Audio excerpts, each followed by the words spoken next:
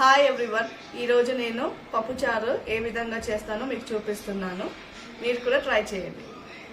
పప్పుచారుకి కావాల్సిన ఇంగ్రీడియంట్స్: 10 పచ్చిమిర్చి కట్ చేసి పెట్టుకోవాలి, ఒక బెండకాయ, హాఫ్ సొరకాయ, 3 టమాటాలు, ములక్కాయలు, ఒక మీడియం సైజ్ ఉల్లిపాయ, కొంచెం కొత్తిమీర, కొంచెం కరివేపాకు.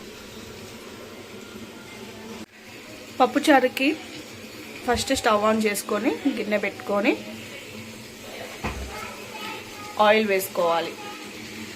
3 టేబుల్ స్పూన్ ఆఫ్ ఆయిల్ వేసుకున్నాను. ఆయిల్ వేడెక్కినాక 2 ఎండుమిర్చి, 1 టీ స్పూన్ జీలకర్ర,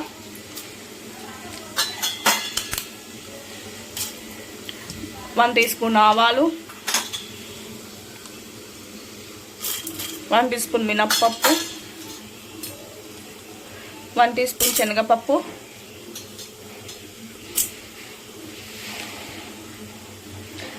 ఈ పప్పుచారులో కొంచెం స్పెషల్ ఏంటంటే వెల్లుల్లిపాయలు వేయాలండి. దంచి పెట్టుకున్న వెల్లుల్లిపాయలు తాలింపులో వేసుకుంటే పప్పుచారుకి చాలా టేస్ట్ యాడ్ అవుతుంది. సో ఒక 10 వెల్లుల్లిపాయలు దంచి తాలింపులో వేసుకోండి. వెల్లుల్లిపాయలు వేసుకున్న తర్వాత కరివేపాకు వేసుకున్న తర్వాత కొంచెం పసుపు యాడ్ చేయాలి.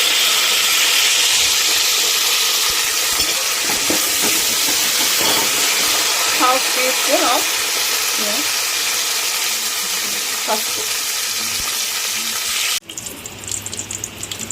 ఇలా తాలింపు వేగిన తర్వాత పచ్చిమిర్చి చీలికలు ఒక 10 వేయాలి, ఉల్లిపాయ,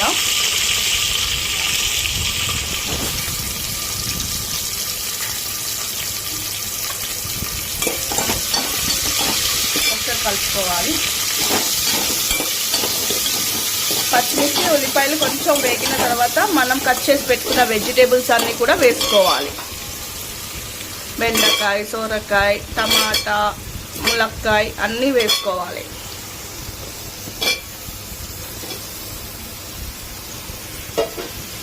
వేసి కలుపుకోవాలి.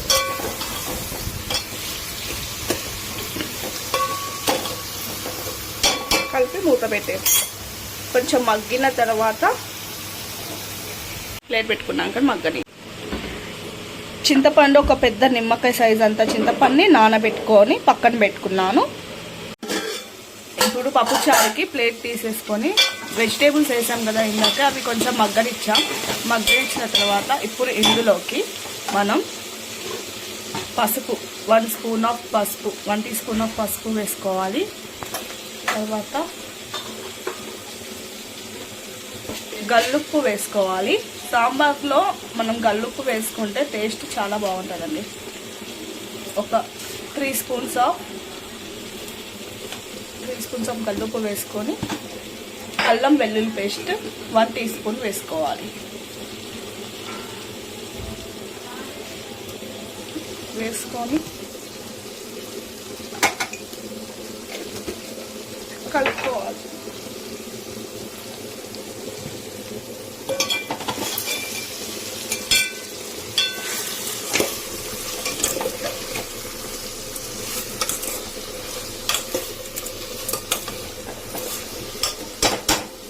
మూత పెట్టుకొని కొంచెం మగ్గనివ్వాలి. ఇప్పుడు ప్లేట్ తీసేసి ఇది కొంచెం దగ్గరకు వచ్చింది కదా, ఇప్పుడు దీంట్లో కొంచెం మెంతి పౌడర్, కొంచెం ఇంగువ వేసుకొని కలుపుకోవాలి.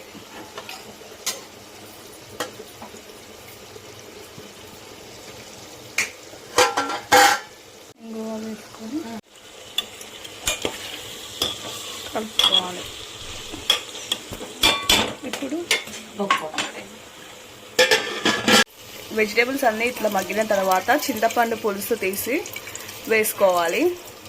చింతపండు పులుసు వేసుకున్న తర్వాత మరగనిచ్చిన తర్వాత పప్పు వేసుకోవాలి. ఒక 20 మినిట్స్ చింతపండు పులుసు వేసినాక మరగనివ్వాలి.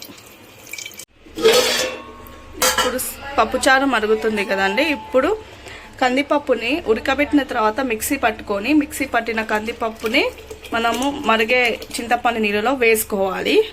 ఇలా కందిపప్పు మిక్సీ పట్టుకోవడం వల్ల టేస్ట్ చాలా బాగుంటుంది, చిక్కగా వస్తుంది. సో అది మనం ఇప్పుడు మరిగే చింతపండులో వేసుకున్నాం. వేసుకొని ఒక 10 మినిట్స్ 20 మినిట్స్ మరగనిచ్చిన తర్వాత కొత్తిమీర వేసుకొని దింపేసుకోవాలి. ఎంతో టేస్టీగా ఉండే పప్పుచారు రెడీ.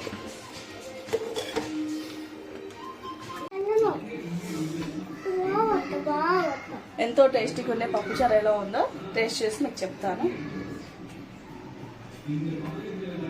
చాలా బాగా వచ్చిందని మీరు కూడా ట్రై చేయండి.